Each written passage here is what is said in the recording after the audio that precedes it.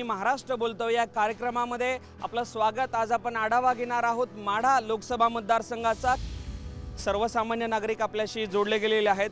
मी थेट त्यांच्याकडे जाणार आहे। काय मुद्दे तुम्हाला या ठिकाणी महत्त्वाचे वाटतात, काय प्रश्न तुम्हाला महत्त्वाचे वाटतात?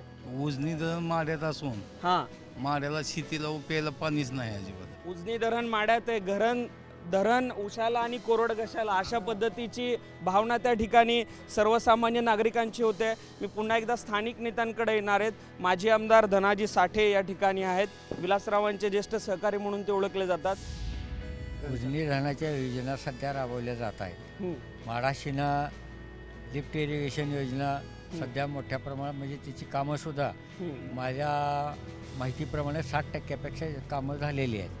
त्याला पैशाची उपलब्धता आवश्यक आहे आणि माढ्याचे आमदार आदरणीय बबनदादा त्या पैशासाठी मिळवण्यासाठी आणि ही कामं पूर्ण करण्यासाठी प्रयत्न करत आहेत। त्यामुळं नजीकच्या काळात माढ्याला पाणी मिळणार आहे। सर्वसामान्य नागरिक आहेत, शेतकरी आहेत, शेतकरी हां बोला ना। आम्ही नुसतं नारळ 15 वर्षाला आमदारीतनं निवडून जातो, नारळ इलेक्शन आले नारळ फोडून जाते ती आणि पाणी काय प्यायला बी नाही। तुम्हाला काय म्हणायचं? बोला बोला।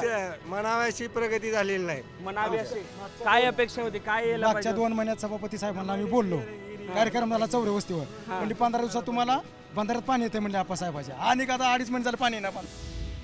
काँग्रेस राष्ट्रवादीचे नेते जोडले गेलेले आहेत, त्यांच्याकडे परत आपण जाणार आहोत। तुम्ही सगळ्यांच्या प्रतिक्रिया ऐकताय। तुम्ही वाड्यावस्त्यांवर जाऊन आश्वासन दिलीत, पूर्ण झाली नाहीत म्हणतात। 100% त्यांचं खरं आहे की गेल्या 15 1 महिन्यापूर्वी आम्ही त्या ठिकाणी पाणी येणार म्हणून सांगितलेलं होतं, परंतु सीना-माढा उपसा सिंचन योजना ही लिफ्ट इरिगेशन स्कीम आहे, त्याच्यावरती मोटरी चालल्या तर पाणी येतं आहे आणि मध्यंतरच्या काळात कॅनलची ह्या भागातली थोडीशी किरकोळ कामं राहिलेली होती, त्याच्यामुळं पाणी ह्या ठिकाणी येऊ शकलं नाही। परंतु ह्या 1 फेब्रुवारी ते 5 फेब्रुवारीला जे रोटेशन सुटणार आहे त्याच्यामध्ये तुम्हीसुद्धा पुन्हा या त्या सगळ्या लोकांच्या समोर साक्षीनं त्या वड्यामध्ये आणि त्या परिसरात पाणी आल्याशिवाय राहणार नाही।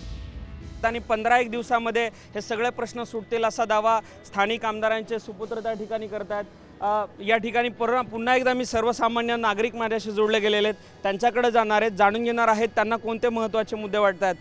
काही बोलायचं तुम्हाला, काही महत्त्वाचा मुद्दा तुम्हाला मांडायचा आहे? इथं शैक्षणिक संकुल एक मोठं पाहिजे, MIDC झोन पाहिजे। जे आता पाण्याचा प्रश्न शेतकऱ्यांसाठी महत्त्वाचा आहे, पण ज्याला जमीन नाही त्याच्या हाताला काम देणं पण तेवढंच गरजेचं आहे।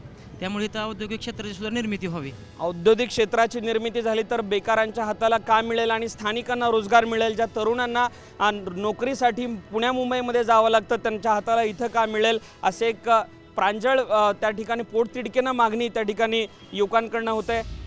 शरद पवार साहेबांना जाऊन निवेदनं दिली, परंतु दिल्लीला धरणं धरली, परंतु त्याची पवार साहेबांनी दखलसुद्धा घेतली नाही। औद्योगिकरण करतो म्हणले आणि माड्याची बारामती होईल असं वाटलं होतं, परंतु टाचणी निर्मितीचा सुद्धा कारखाना आला नाही। माड्याची बारामती होईल असं त्यांना वाटत होतं, मात्र टाचणी निर्मितीचा सुद्धा कारखाना या ठिकाणी झाला नाही, अशा पोटतिडकीनं भावना त्या ठिकाणी नागरिक व्यक्त करत आहेत। एकूणच लोकसभेचे जे संभाव्य उमेदवार माढ्याचे असतील किंवा निवडून जाणारे जे खासदार असतील त्या सगळ्यांना या माढाकरांच्या सर्वसामान्यांच्या प्रश्नावर निश्चितपणानं गांभीर्यानं आता विचार करावा लागणार आहे। Camera person Milind Mangesh Chivte, Madha.